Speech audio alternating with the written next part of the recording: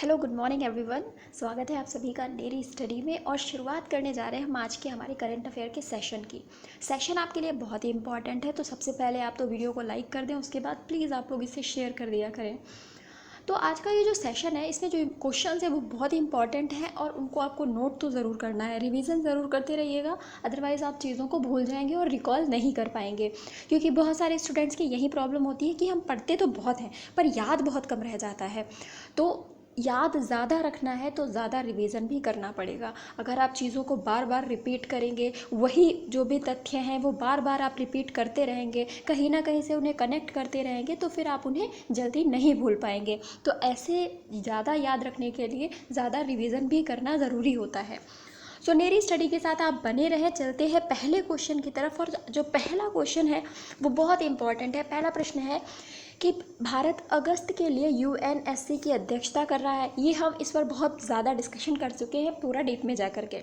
तो यहाँ पर नरेंद्र मोदी यूएनएससी में खुली बहस की अध्यक्षता करने वाले कौन से भारतीय प्रधानमंत्री होंगे, क्योंकि यहाँ पर 9 अगस्त को एक बहस होने जा रही है जिसमें जो भारत है, क्योंकि वो अध्यक्ष है, तो वो अपनी अध्यक्षता के तहत अपने पक्ष रखने का प्रयास यहाँ पर करेगा।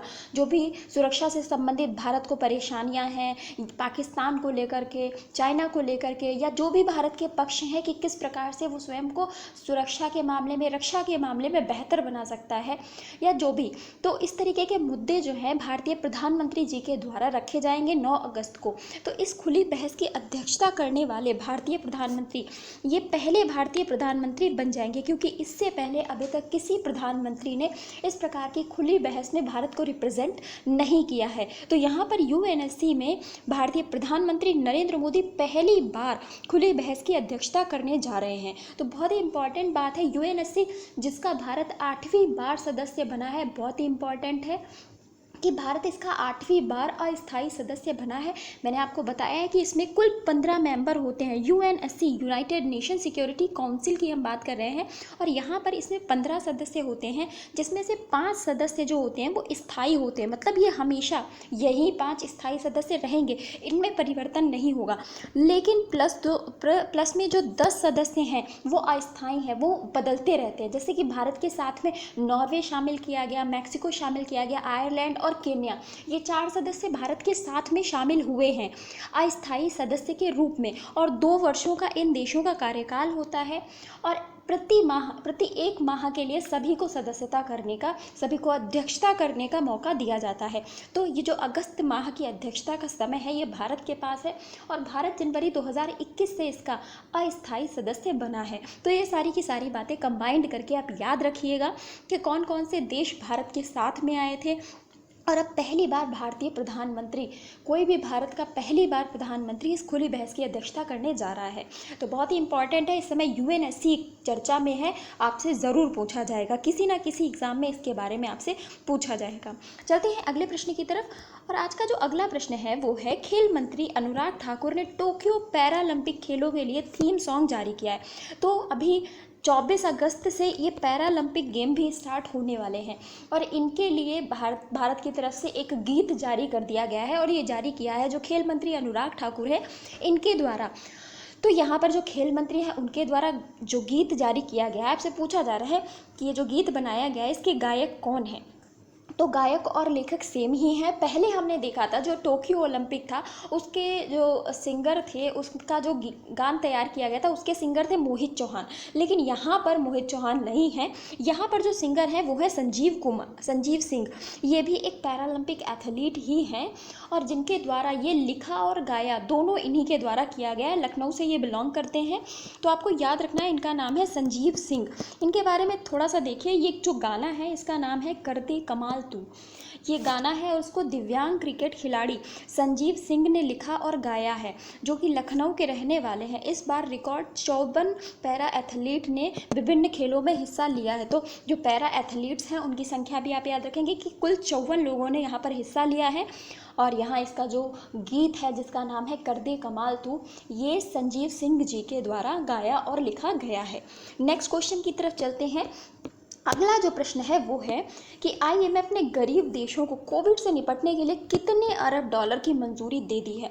इस तरह के प्रश्न ज़रूर पूछे जाते हैं, क्योंकि इस प्रकार का कोई अनुदान किसी देश, किसी भी संस्था के द्वारा दिया जाता है, फिर वो वर्ल्ड बैंक हो या आईएमएफ हो, कोई भी हो, तो ये इम्पॉर्टेंट बन जाता है। तो यहाँ पर आईएमएफ ने गरीब देशों को कोविड-19 से निपटने के लिए कितने अरब डॉलर की मंजूरी दी है, तो यहाँ पर 650 अरब डॉलर की मंजूरी आईएमएफ के द्वारा दी गई है। जो भी गरीब देश हैं, क्योंकि अगर हम अफ्रीका की बात करें कि यहाँ के देशों की स्थिति बहुत ही ख़राब है, तो यहाँ के देशों को कोविड-19 से उबरने के लिए, और जो भी किसी भी कॉन्टिनेंट में जो भी गरीब देश हैं, उनको इस परिस्थिति से उभरने के लिए 650 अरब डॉलर का ये अनुदान दिया गया है, इनकी मंजूरी दी गई है, ताकि वो अपनी इस जो स्थिति है इससे उबर कर आगे बढ़ सकें और विकासात्मक कार्यों में थोड़ा सा कुछ उनका योगदान आईएमएफ की तरफ से दिया गया है।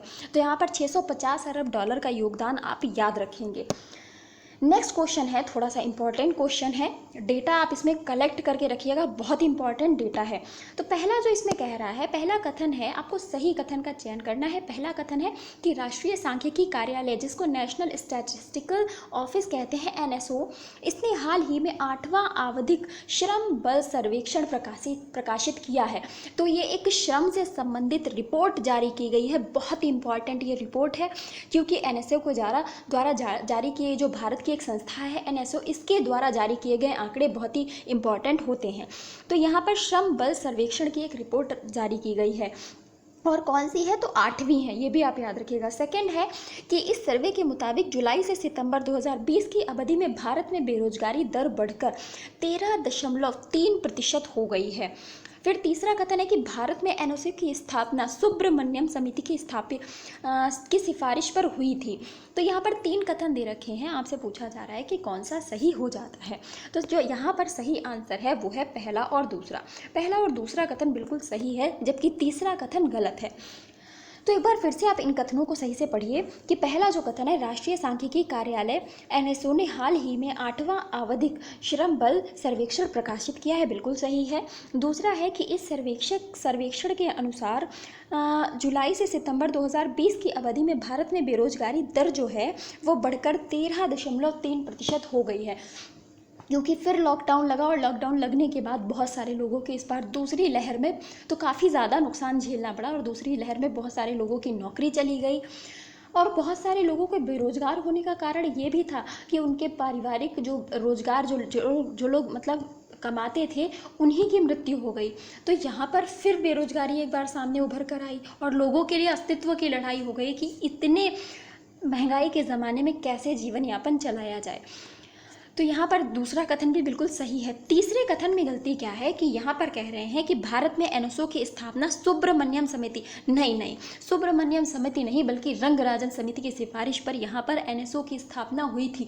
मोस्ट इंपॉर्टेंट क्वेश्चन है, कहीं भी आपसे डायरेक्टली भी पूछा जाता है कि एनएसओ की स्थापना किस समिति की सिफारिश पर हुई थी, तो याद रखिएगा राष्ट्रीय सांख्यिकी कार्यालय की स्थापना की अगर हम बात करते हैं तो इसकी स्थापना 2005 में कब हुई थी? 2005 में राष्ट्रीय सांख्यिकी कार्यालय की स्थापना रंगराजन समिति की सिफारिश पर हुई थी। तो इतनी बातें आप इस रिपोर्ट के बारे में याद रखेंगे। इसके साथ साथ कुछ आंकड़े और हैं, उन पर भी आप लोग एक बार नज़र बनाइएगा। इनमें क्या बताया गया है कि यहाँ पर कहा है जो बेरोजगारी दर है, ये पहले जो कुछ 2.4 के आसपास यहाँ पर बताई जा रही थी, 24 पॉइंट समथिंग थी, जो कि अभी 13.3% हो गई है। और यहाँ पर ये बेरोजगारी दर जो है अप्रैल के माह में सबसे ज़्यादा बढ़ी है। इस रिपोर्ट के अनुसार सबसे ज़्यादा जो बेरोजगारी दर है वो अप्रैल से मई के माह में बहुत ज़्यादा बढ़ी है, क्योंकि यही जो चरमोत्कर्ष पर थी कोविड-19 की लहर, और जिसके तहत बहुत सारे लोगों की मृत्यु हो गई, बहुत सारे लोग बेरोजगार हो गए। तो यहाँ पर अप्रैल और मई का माह इस रिपोर्ट के लिए बहुत ही इम्पॉर्टेंट था, जिसके अनुसार यहाँ पर सबसे ज़्यादा बेरोजगारी की दर अप्रैल और मई में बढ़ी है। नेक्स्ट जो क्वेश्चन है उस पर हम चलेंगे। अगला जो प्रश्न है वो है राष्ट्रीय अपराध रिकॉर्ड ब्यूरो के आंकड़ों के अनुसार, यहाँ पर अपराध से संबंधित एक रिपोर्ट है, इसके अनुसार 2016 से 19 तक बेरोजगारी के कारण आत्महत्या के मामलों में कितने % की वृद्धि हुई है? तो यहाँ पर राष्ट्रीय अपराध रिकॉर्ड ब्यूरो के द्वारा, नेशनल क्राइम रिकॉर्ड ब्यूरो ने भी एक रिपोर्ट जारी की है, कुछ आंकड़े जारी किए हैं, जिसमें इसने बताया है 2016 से 2019 तक बेरोजगारी के कारण आत्महत्या के मामलों में कितने प्रतिशत की वृद्धि हुई है। तो यहाँ पर 24% की वृद्धि यहाँ पर देखी गई है कि बेरोजगारी के कारण 24% लोगों ने जो आत्महत्या की है, उसमें 24% लोगों ने जो है आत्महत्या वो बेरोजगारी के कारण की है। और बेरोजगारी 2020 से 2021 में बहुत ही ज़्यादा बढ़ी है। अभी हमने आंकड़ों पर चर्चा करी थी। तो ये आंकड़े बहुत ही इम्पॉर्टेंट होते हैं। अगर आप कोई मेंस का आंसर लिखने बैठे हैं तो ये आंकड़े आपके लिए बहुत ही महत्वपूर्ण होंगे। अगर आप इन्हें डालेंगे वहाँ पर तो इससे आपका आंसर जो है बहुत ही इम्प्रेसिव हो जाएगा। या कहीं पर आप ऐसे राइटिंग कर रहे हैं तो ऐसे राइटिंग में भी ये बहुत इंपॉर्टेंट आंकड़े हो जाते हैं। अभी इसके बारे में थोड़ा रिपोर्ट पर चर्चा करेंगे। एनसीआरबी के अनुसार 2019 में बेरोजगारी के कारण 2851 लोगों की आत्महत्या से मृत्यु हुई। ये आंकड़ा जो था 2016 में 2298 आत्महत्याओं से बढ़ गया है। जाहिर सी बात है, यहाँ पर 2851 लोग की मृत्यु हुई है और यहाँ पर 2298 लोगों की मृत्यु हुई थी। कर्नाटक ने 2019 में बेरोजगारी के कारण आत्महत्या की सबसे बड़ी संख्या 553 दर्ज की है। कर्नाटक के बाद महाराष्ट्र में 452 मामले और तमिलनाडु में 251 मामले। अब आप देख रहे हैं ये वो शहर हैं जिनमें विकास की दर काफ़ी ज़्यादा है, काफ़ी अच्छी है, क्योंकि यहाँ पर बिहार और यूपी जैसे राज्य नहीं हैं कि जो बेरोजगारी के कारण जहाँ लोग मर रहे हैं। बेरोजगारी के कारण मरने वाले जो लोग हैं उनकी जो संख्या है वो ऐसे राज्यों में ज़्यादा है जहाँ पर विकास की अच्छी सुविधाएं हैं, जहाँ पर ये राज्य जो है खुद को उच्च राज्य समझते हैं। और यहाँ पर इतनी ज़्यादा जनसंख्या भी नहीं है, क्योंकि यूपी और बिहार की अगर हम बात करें तो यहाँ तो जनसंख्या भरी पड़ी है। लेकिन क्या है कि यूपी और बिहार के लोग मजदूरी करके भी खुद को सरवाइव कर सकते हैं। हालांकि ये ज़रूरी नहीं है और मजदूरी कोई बुरा काम भी नहीं है, क्योंकि अगर समाज में हर व्यक्ति की अपनी जगह एक अपनी वैल्यू होती है। ये चीज़ आप हमेशा याद रखिएगा कि कोई भी काम छोटा या बड़ा नहीं होता है। कि अगर कोई व्यक्ति टीचर है तो वो टीचर भी समाज में एक अहम भूमिका निभाता है। अगर कोई व्यक्ति एक सफाई कर्मचारी है तो वो सफाई कर्मचारी की भी अपनी समाज में एक अलग भूमिका है। तो आप सोच कर देखिए, अगर सफाई कर्मचारी कोई बनना ही बंद कर दे, कि कोई सफाई कर्मचारी बनना ही ना चाहे, तो फिर वो जो कार्य हैं उनको वो कौन करेगा, किसके द्वारा किए जाएंगे? क्या आप सड़कों पर उतरेंगे? नहीं ना। तो वो भी पद बहुत ज़रूरी है और वो भी कार्य बहुत इंपॉर्टेंट है। तो किसी को भी कभी हीन भावना से नहीं देखना चाहिए। सबका कार्य अपनी जगह बहुत ही महत्वपूर्ण होता है। तो यहाँ पर आप देख सकते हैं कि बेरोजगारी कितनी ज़्यादा बढ़ी है और कौन से राज्य जो ऐसे राज्य थे जिनकी विकास दर काफ़ी अच्छी थी, उन राज्यों में बेरोजगारी के मामलों के कारण आत्महत्या के मामले बहुत ही ज़्यादा सामने आए हैं। आगे हम अगले प्रश्न पर बात करते हैं। अगला प्रश्न है, कोविड-19 के खिलाफ 100% टीकाकरण हासिल करने वाला देश कौन सा बन गया है? तो आपको बताना है, इस शहर ने 100% टीकाकरण, ये देश नहीं यहाँ पर शहर होगा, 100% टीकाकरण हासिल कर लिया है। तो ये जो है ये भुवनेश्वर है, ओडिशा का भुवनेश्वर शहर 100% टीकाकरण यहाँ करा दिया गया है। बच्चों को शामिल नहीं किया गया है क्योंकि बच्चों के लिए तो अभी वैक्सीन ही नहीं आई है। लेकिन हाँ, जितने भी बड़े लोग हैं, जो भी एक एज का क्राइटेरिया 18 वर्ष तक के लोग हैं, उन सभी का वैक्सीनेशन भुवनेश्वर में करा दिया गया। तो बहुत ही इंपॉर्टेंट प्रश्न है। नेक्स्ट क्वेश्चन पर बात करते हैं। Power grid corporation of India बहुत ही चर्चा में रहता है। इसने किस राज्य की आर्यन घाटी में 40 किलोमीटर की ट्रांसमिशन लाइन को सफलतापूर्वक चालू कर दिया है? तो यहाँ पर चर्चा में क्या है, आर्यन घाटी बहुत ही ज़्यादा चर्चा में है। जो मेन पॉइंट, जो मुख्य बिंदु है वो है आर्यन घाटी। प्रश्न डायरेक्ट आपसे पूछा जा सकता है कि आर्यन घाटी किस राज्य में है या फिर कहाँ पर है, तो आपको पता होना चाहिए। तो power grid corporation of India ने राज्य की आर्यन घाटी में 40 किलोमीटर की ट्रांसमिशन लाइन को सफलतापूर्वक चालू कर दिया। और ये जो आर्यन घाटी है वो कहाँ पर स्थित है? लद्दाख में स्थित है। तो लद्दाख इसका राइट आंसर है।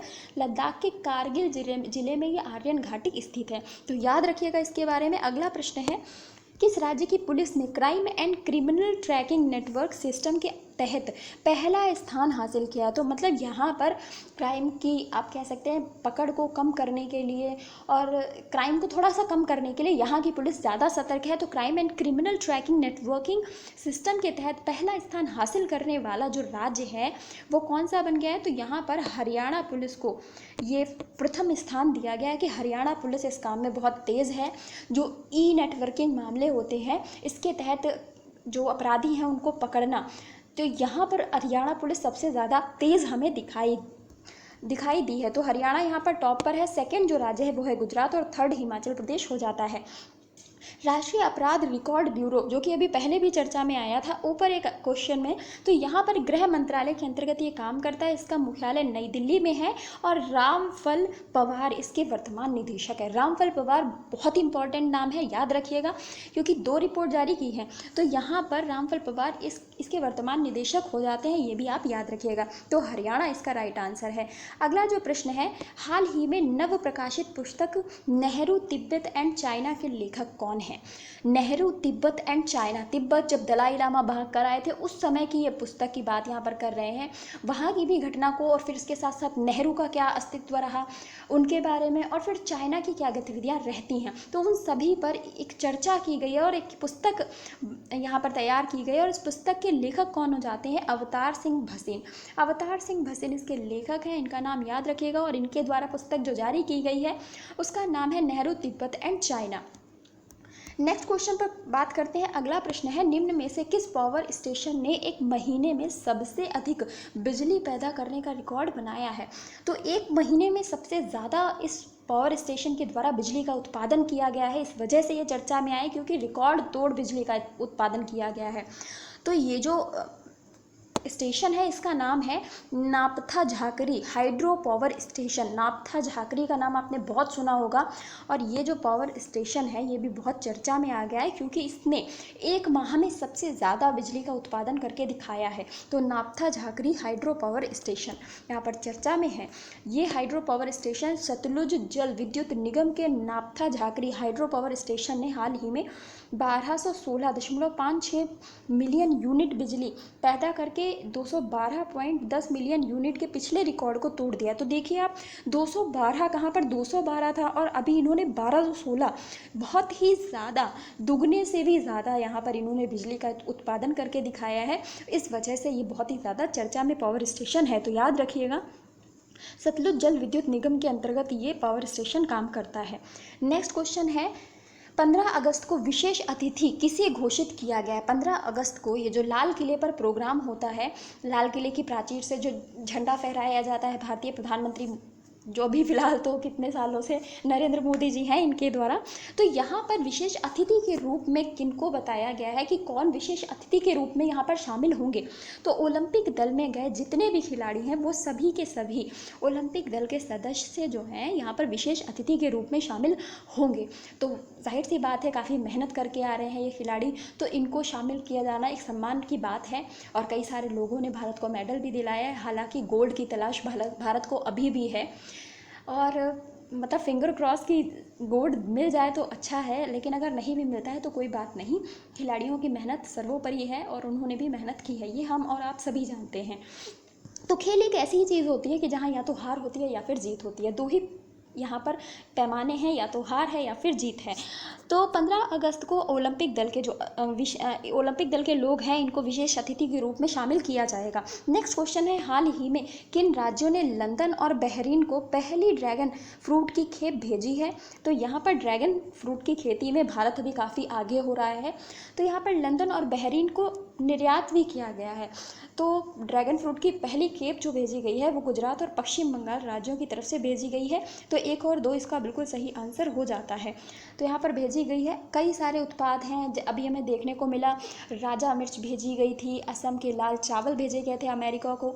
तो बहुत सारे प्रोडक्ट्स अब आजकल बाहर भेजे जाने लगे हैं, और ऐसे प्रोडक्ट्स जो भारत के कहीं ना कहीं भौगोलिक संकेतक रहे हैं या जिनका उत्पादन भारत अच्छे से कर पा रहा है उनको निर्यात भी कर रहा है। तो इस वजह से भारत काफ़ी चर्चा में बना रहता है। ये था हमारा आज का सेशन। आपको कैसा लगा आप ज़रूर बताइएगा कमेंट बॉक्स में, और प्लीज़ वीडियो को शेयर ज़रूर कर दीजिएगा। Thank you so much.